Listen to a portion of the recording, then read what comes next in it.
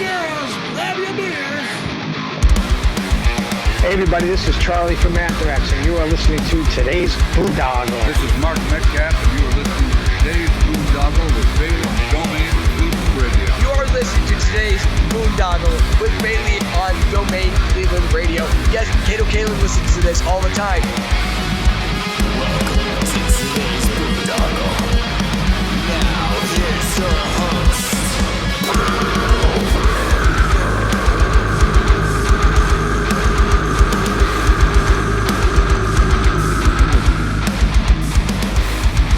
I am Monty Heath, so one Heath, and you are listening to today's Boondoggle. Hey, what's up? It's John from Skillet, and you are listening to today's Boondoggle on Domain Cleveland Radio. Fasten your seatbelts.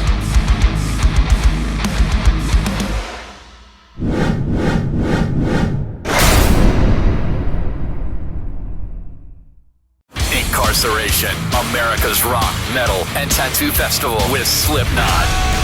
Falling in Reverse, Five Finger Death Punch, plus Marilyn Manson, 3 Days Grace, Beartooth, Knocked Loose, Lamb of God, Parkway Drive, I Prevail, In This Moment, and so many more. Report to the Ohio State Reformatory on July 18th through 20th, 2025 to face your sentencing. 3 days of rock, tattoos, and the return of the Haunted Blood Prison. Passes for Incarceration are on sale now at incarceration.com. Zombified. What's going on, everybody? It's Bill Bailey with today's Boondoggle. And a real quick housekeeping note, if you're watching us on YouTube, BitChute, Rumble, or Odyssey, please hit that follow and subscribe button. And if you're listening to us on Spotify, Apple, Google, whatever podcast platform you utilize, please hit that follow and subscribe button so we can continue to bring you conversations like the one I'm bringing you today. We're heading across the pond to speak with Justine Jones of the band Employed to Serve. How are you doing? Yeah, good, thanks. Sorry, my alarm was reminding me about this interview just then, but I'm on time. Yeah, I'm good. Thank you. Yeah, just, you were early. I'm not used to that with musicians. I know. I'm anxious about forgetting things, so I'm always a bit early. But yeah, no, I'm good, thank you. Like, we release our album next week. So yeah, I can't believe it's come along already. Yeah, I'm excited to get into that. But usually when I have somebody on for the first time, I like to get a quick background. So do you remember originally what you wanted to be when you grew up? Oh, what did I want to be? Oh, I don't know. I wanted to be so many things. I think my first thing I really wanted to be was a paleontologist because I really liked dinosaurs. And then I very quickly realized you had to be smart for that. So I kind of went for something more creative in the end, which was in turn way better for me, I think. It's funny though, because it's like you're like probably I get that a lot with musicians about being into dinosaurs and paleontology. So there's something with that fierceness of dinosaurs and then taking it into heavy metal music, I guess. Right. I mean, I just try and sound like one instead. Yeah. And then do you remember like when it was that you discovered music and who were some of your earliest influences? I first discovered music when I was a little kid, really. Like, I have always loved it. I remember when I think I was about like 6 or 7, I got my first sort of like little combi stereo thing, and I got the Spice Girls album on tape, which was like wild. And then like a little later on, I got the Justin Timberlake Justified record on CD. And like from there, I just got really into pop music and boy bands. And then I sort of graduated to like guitar music from, I don't know if you guys have it too, but the Now 49 and Now 50 CDs. So you get the compilation. They sell them at supermarkets, and like my mum would just pick them up on like the weekly food shop. And from there, I discovered like Nickelback, Red Hot Chili Peppers, Sum 41, Blink-182, and then that opened me up to like Kerrang. And I think sort of like at sort of round about the same time, I started playing loads of Tony Hawk Pro Skater on the PlayStation. So yeah, and that also like opened me up to like all the music. I'd have a notepad of like everything that was played on there, and then I'd just sort of save my pocket money up and buy CDs. Nice. And then when was it when you started like getting into performing yourself? So my mum likes to say I famously started when I used to like enter all the talent competitions when we used to go on our family like holiday parks and stuff. there was always a talent competition. I'd always like entered, like tell jokes. This wasn't when I was an adult, by the way. This is very much when I was like 5. So I've always kind of liked being on stage, I guess. But yeah. Nice. And then like, what was the music scene like in the area you grew up in? It was actually really good. So where I'm from, like Woking has like loads of churches, and there was like one notable one's like Christchurch, and across the road a bit was the YPod Centre. And depending on the size of the bands, the youth workers there would put on shows, and I think a couple of them were into metal. So yeah, like we randomly had like loads of great bands. We had like, I think Def Urbana played the Christchurch. There was this like local band called Open the Skies, and like the vocalist then went to be in Palm Reader. So yeah, like I went to loads of like the local sort of church shows, but I think it stopped because someone set off a stink bomb, and the church like kind of organizers didn't really like putting on shows after that. I bet. And then when was it that you started performing with Employed to Serve? It wasn't until late 2013, I think. So we were initially a bedroom recording project between myself and guitarist Sammy. And we'd use a drum machine because we didn't have any friends who were like playing drums at the time. And then, yeah, we like basically recorded like at home and just sort of put stuff on Bandcamp. And then about a year later, we kind of got bored of that and decided to make it a fully fledged thing. Nice. And then I'm always curious about names. What was the inspiration behind the name? Sammy came up with it when he was working his like first ever gardening job, and he was like doing like manual labor, like breaking concrete and things like that, like 5 a.m. in the pouring rain. And he was like, oh, I feel very much employed to serve right now. And it's just sort of like embodying like having those jobs that you're like, why am I doing this? Nice. And then I wanted to ask about like you know, as you guys have been, you know, building your name out there, what you know, what are some of the venues that you played in, and like talk about that journey, getting out there and playing live with like a full band, going from the bedroom into the stage? Oh, I was actually like quite terrified. I really struggled performing music for like the longest time because I didn't realize that how much of a thing timing and rhythm was. So yeah, like it was something it took me a real long time to kind of get to grips with. But yeah, I quickly sort of got over it, and just by like sort of overexposure to it, really. Like in the beginning, we played everything and anything that was thrown our way. At the very beginning, it was really hard for us to get shows because we were super unknown, and like the scene wasn't that strong at that point. So we used to self-book shows at this place called the Camden Unicorn in North London. And then like, they would give us like bar money. So like they would give us like £150 to put on the night, and like, they'd make it back on the bar. So I used to book my favorite bands like as headliners, and I'd just stick us on as like opening like every time until eventually people started to book us. Nice. Well, that's a great marketing plan right there. Yeah. Like, force our way in, right? Yeah, exactly. And then you know, as time has gone on, you formed quite a few relationships in the scene, but I want to ask a little bit about the mission of the heavy metal unity. Yeah, we just like the idea of like metal, like heavy metal being such a huge part of our lives, and it always has been since we were kids. Like some of my best friends are like from like going to shows, playing in a band, and things like that. And it's just the idea is like that we're sort of like part of this like little subculture of people, and you know, you're all sort of wearing the same band t-shirts, you're going to like, you know, metal festivals together, and you automatically have something in common with these strangers through heavy metal. And it's like super easy to sort of strike up conversation just like by seeing someone's band t-shirt. So it's just like the idea of like people being able to like, you know, escape through music and have a fun time. Nice. And then as that has grown, has there been like some other bands, local bands that you kind of formed into that unity? Yeah, massively. So when we were sort of coming up, we used to play bands like Svalbard a lot. So Serena Cherry is guests on one of our songs on the album, which is awesome. So yeah, like we like kept on touring with bands like Svalbard, Palm Reader. There was this band called Baby Godzilla / Heck as well. They were like sort of the main ones we'd always like play shows with. And yeah, there's like a wider scene from that as well, like doing the sort of same like North London sort of circuit. There's like a weird divide between North and South London. Like people who live in London hate going south or north of the river. So yeah, we ended up just playing North London a lot. Not for any choice because we live outside, so it doesn't make any difference from us. But yeah, it's quite fun. Nice. And then yes. And then is that what kind of like inspired starting the Church Road Records?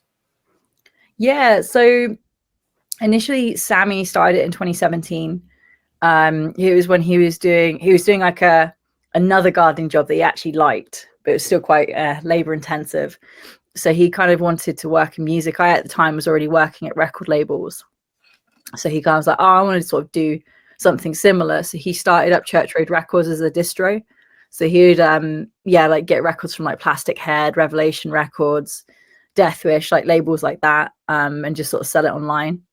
And it wasn't until I left my job during the pandemic that I, decided to see if we could make it a full-time thing, really.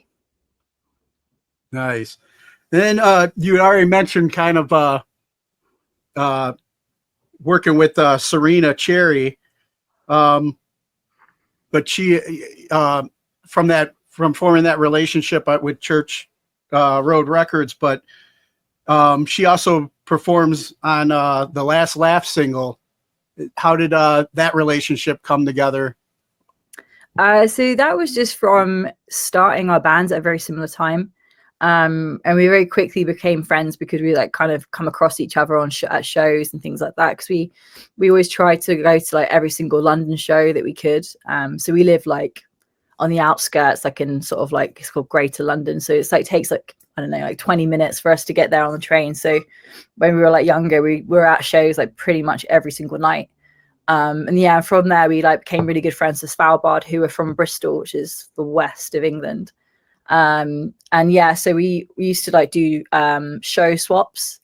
So because like there wasn't really any booking agents back then, we used to sort of book our own shows, and we'd have friends like dotted around the UK, and like we'd book London if they booked like Bristol or Manchester and things like that, and from there we'd have a tour. Nice. Yeah, it's like usually how the DIY scene works around here too. People would always share shows and build those relationships that last, Yeah, but, that's it. Yeah, I mean, like, it's like one of those things, like you kind of got to make your own opportunities, but from that, even though it's like super hard work, because we still work full time, but especially at then I used to work like 7 days a week to make it work. But it's like the sort of memories and the sort of friendships you make from it is so much more worthwhile than, being lucky enough to get a booking agent straight away. And you just like have this sort of like, whole like itinerary sort of already built out for you, and you don't really get to like speak to promoters and things like that. And it's a really good way of learning about the industry as well, because I think it's super important for band members to like understand things. Like at the moment I'm reading the Metal Blade book, so like it's like talks about like the kind of beginning of Metal Blade Records, and like I think it's Brian Slagle, I think that's how you say his name. But he was sort of saying how like loads of bands didn't really know what they were doing and things like that. So it's like really important to work out, every aspect of the industry later on. Oh yeah, definitely, for sure. And then, I wanted to ask, as we're talking about the new album Fallen Star coming out April 25th, like coming out this week or, soon. I wanted to ask about the single Treachery. What was like the inspiration behind that, or the message behind that song? That one is it's kind of like a neggy song. It's basically about how we fucked the planet. Like, like put it very bluntly. It's just sort of about like, eventually like kind of realizing that we've polluted the planet to the point where it's like there's no turning back. But weirdly, it's about also enjoying yourself even though it's going to hell. Very Gotcha. eloquently put by me, but you know. No, I really enjoyed that song, and I wanted to hear like, what was the inspiration behind that, and I feel the same way. And then like picking the name Fallen Star for the album, what inspired that? It's sort of about the sort of life cycles of stars and also of life in general, and just sort of like the rise and fall of like, you know, certain aspects of your life, like throughout like, you know, your youth, or sort of certain like paths in life that you kind of pursue. You know, so for example, like I wanted to be an animator when I was younger, and you know, I so very suddenly like kind of realized that wasn't my dream anymore, and I like changed it to music. And yeah, it's about that really. Gotcha. And then like kind of like talking about like being able to build relationships in the music scene, and kind of work with some of the talent that may have inspired you. I want to ask about the single "Whose Side Are You On" and your collaboration with Jesse Leach from Killswitch Engage, like how that came together for you and what that experience was like. Oh, it was incredible. Like, so when we get guests on songs, it's only like we kind of know quite early on when there's like the need for a guest vocalist. Like we kind of like bring someone on when we feel like there's something else to be added by having another voice on there. And when we wrote that song, we were like, someone like Jesse Leach would be perfect for this, especially like the breakdown section. And yeah, like, so we were lucky enough to be on the same management as Killswitch. And yeah, we contacted him, and he was up for it. It was one of those things, he was definitely on the wish list, and we didn't actually think it was going to come off. So yeah, we were really stoked. And then what was that like for you when it actually happened? We couldn't believe it. Like, it still doesn't feel real, like until we release the video on release day. Like it doesn't feel like it's kind of properly there. Like I see his name on the back of our album artwork and stuff, but yeah, it hasn't quite sunk in, to be honest, even though we filmed the video with him. And yeah, it's really cool. Nice. And then like another one that you got to work with was Will Ramos of Lorna Shore for the single Atonement. That was one of the videos I watched before this interview, and I really liked how the video played out. Like there's that interrogation, in the like I guess police headquarters or whatever, yeah, and that whole back and forth. And I love the ending to that. I don't want to give it away. I definitely want to encourage fans to check it out. But what was that like coming together for you? It was quite wild. Like, so we flew out to the States to film it, because that's where our director's based. And yeah, we went to Scranton, which is where they filmed the American office. And we were just in this middle of nowhere, like in Scranton, like in their big warehouse. And yeah, and that's where the studio was. And we'd flown in the day before, so we were super jet lagged. And we filmed 3 music videos in 2 days. So yeah, like it was quite wild. That one in particular, like the sort of interrogation scene and all of that took us like the longest to film. Yeah, and it was very, very warm. It was like in the middle of May, so it was just quite wild, like pretending to strangle Sammy in the heat. And then like working with Will, what was that like for you? Yeah, it was really awesome. It was very like random. So he wasn't able to come to the studio, so we ended up going to him in New Jersey, and we filmed it in his garage. Like it was so weird. Like we just turned up. We were like kind enough to like open his house up to us. We like just met him that day, and I was just like, "Hey, I'm Justine," and I just like yelled in his face for like a couple of hours and then left. It was quite a surreal experience, but he was a super lovely guy. But yeah, it was quite wild, like getting so close into someone's personal space when you've just met them, and when they're kind enough as well to open their home to you. Is quite funny. Nice. And then speaking of like relationships in the metal scene that you guys have made, tell us a little bit about. I mean, somebody I'm a huge fan of, especially this year's Olympics. Getting to see some heavy metal big time up there. But your relationship with Gojira, how did that come together for you? So that sort of started a while ago. So we got a Instagram message from either one of the band members, I think, or the tour manager, like back in, I think it was 2017 or something like that, maybe a bit later on. and one of the bands like playing their Brixton show had to pull out due to health reasons. And they messaged us asking if we'd be available to fill in. And we couldn't make it work for whatever reason. But we just said, like, please keep in touch because we'd love to do something together. And then, yeah, like years later, we got asked to do this incredible 2-month tour with them. And yeah, it was just like one of those like incredible once in a lifetime experiences, like playing like all these arenas, like especially the Bercy Arena in Paris, which is where they actually held the gymnastics portion of the Olympics. So yeah, we played like, yeah, the idea of playing a venue that size, like whilst playing heavy metal was quite wild because there's like pop star posters around the arena and stuff. So yeah, it was just like an incredible experience. Yeah, and you got to like collaborate with them on a song or something too, correct? Yeah, I got to do oh god, what's the song called? I can't remember. All I know is the plastic bag and the sea part. But yeah, like I got to do that track with him, and it was really awesome. Yeah, that had to be really cool too. And then like with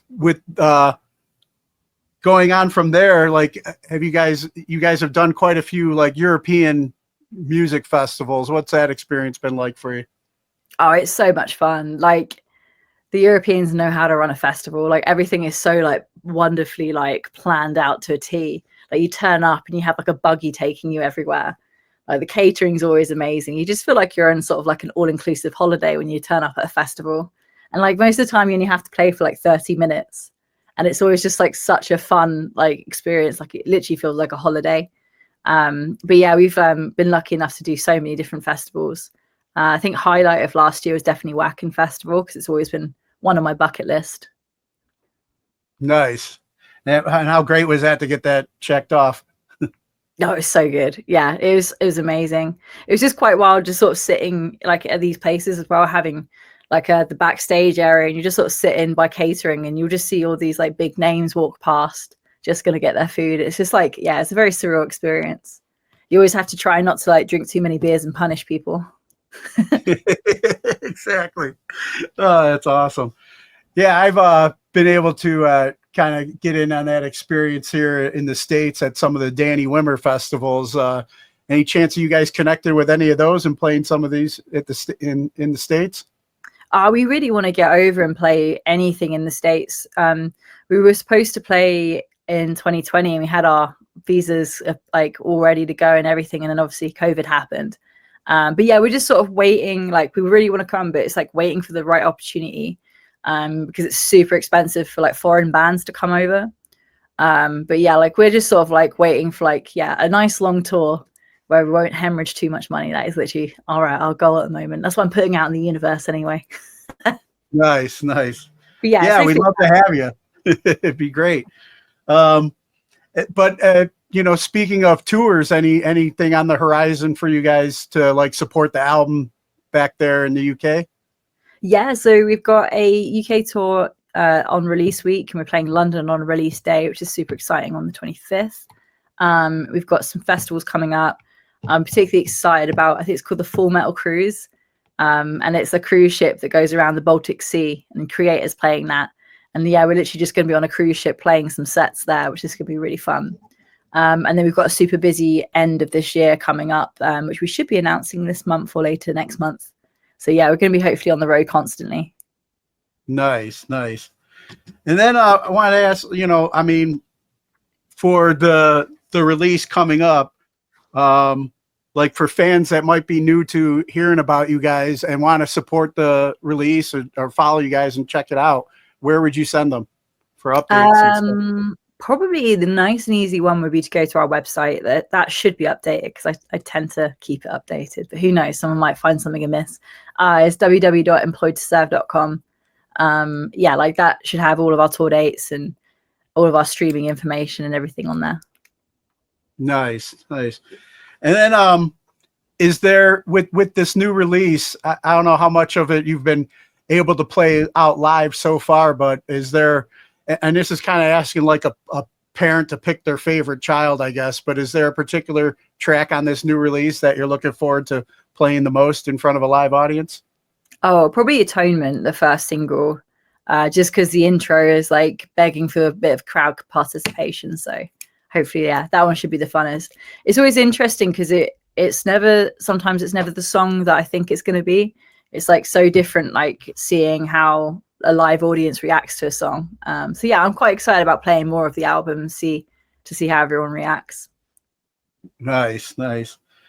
And then what after the release and this stuff settles down, what's the future goals for Employed to Serve? My main one is to play outside Europe. That's like my next one. As much as I love playing Europe, like it'd be more fun to hop on a plane and go elsewhere. Like I'd love to like play Japan, Australia, like North America. Especially like Asia as well. I've always wanted to like go there as a tourist anyway. So yeah, hopefully do some more worldwide stuff really. I guess that'll happen, sometimes with the internet and being the distance and all that.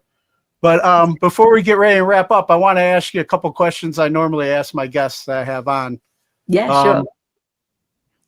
You talked about some of your early inspirations as a kid, Justin Timberlake and all that. But who would you say are your top 3 musical artists today? Oh, I think all time, probably Deftones, Korn, and Slipknot. They're like the 3 where like catalog wise, I know back to back, and they've like been like the mainstay since I was a kid. So like probably those 3. Yeah, I'll stick to those. And I wanted to ask you too, like, is that are those some of the bands that kind of what has inspired your singing? Main vocalists I sort of like tried to emulate was probably Corey Taylor of Slipknot and Randy Blythe of Lamb of God, particularly Randy Blythe because I kind of like his, I don't know what you call it, like fry scream. I don't know the technical terms, but like his style vocals as well, like particularly. They're the ones I sort of tried to emulate the most. Nice. And then is there like any kind of organizations or causes that you support and encourage others to check out? I'm a big fan of supporting food banks because I think unfortunately they're very needed at the moment. So probably those ones. Yeah, definitely. And then 3 people who've inspired you and you can credit for making you the person you are today. 3 people have inspired me. I think artist-wise, Bjork, because I just think she's a very good all-round artist in terms of like visual aspect, and I think creatively she's like incredible. Who else? I like Beyonce a lot because she's a very strong female personality, and that was like when growing up that wasn't really a big thing, like especially in metal there weren't too many female vocalists that like were around. Now there's like loads to sort of to pick from, but yeah, back then there wasn't too many, so I sort of got a lot of like my inspiration from R&B artists and pop artists. So yeah, I'll go for Beyonce. There's a lot of B names. I feel like I need to change it up. Yeah, I can't really think of any others. They're like sort of like the 2 that really come to mind. Gotcha. And then I love asking this one. It takes everybody back. But favorite toy as a child? Oh, probably my Buzz Lightyear and Woody dolls. Nice. They're like, I was a huge Pixar fan. Well, I still am. But particularly as a kid, and I loved Toy Story. Like I watched that sort of so much. And I had all the little dolls and figurines. So yeah, probably those 2. And that was some of the inspiration behind your love for anime back in the day?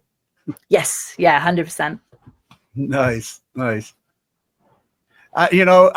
don't know if I haven't been all the way down to all the videos yet, but that might be a good idea for a future Employed to Serve video in anime.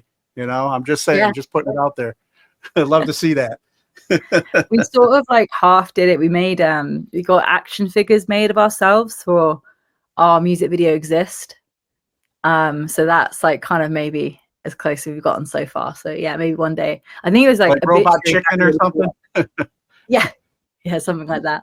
Nice. I'll have to check that out. And then, like once again, if you know, for the release is getting ready to happen, Fallen Star, or yeah, where again can fans, you know, look for that or maybe pre-order or pick it up? So we have for America, where is it? I think America, there's Merch Bar. I think that's where it is. But yeah, I think the best if you go employedserve.com, it's got like links to all the different worldwide stores we have. And yeah, and all upcoming information really. Nice. Well, I appreciate your time. It was good talking with you and hearing more. And I'm definitely gonna go check out that your little robot chicken type video. Exist, you said? Is that the name of the song? Yeah, Exist is the one. Yeah. Thank you so much for having me. It's been fun. No, it was great having you, and hopefully I'll see you guys out here at a music festival in the States some point. Yeah, fingers crossed. Hopefully it'll be on the cards. Awesome. You take care. You too. Thank you.